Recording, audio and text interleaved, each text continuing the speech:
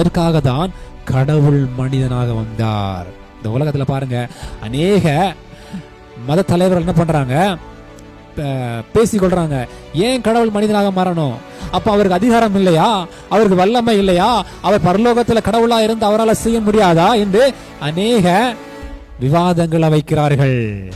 ஆனால் என்ன காரணமா, மனுஷனால மரணம் உண்டாயிற்று, அதே போலதான் மனுஷனாலேயும் உயிர்த்தெழுதல் உண்டாக வேண்டும்.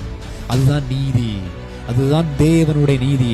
நீதியை கொடுத்த தேவனே நீதிய அவரால பின்பற்றாம இருக்க முடியாது.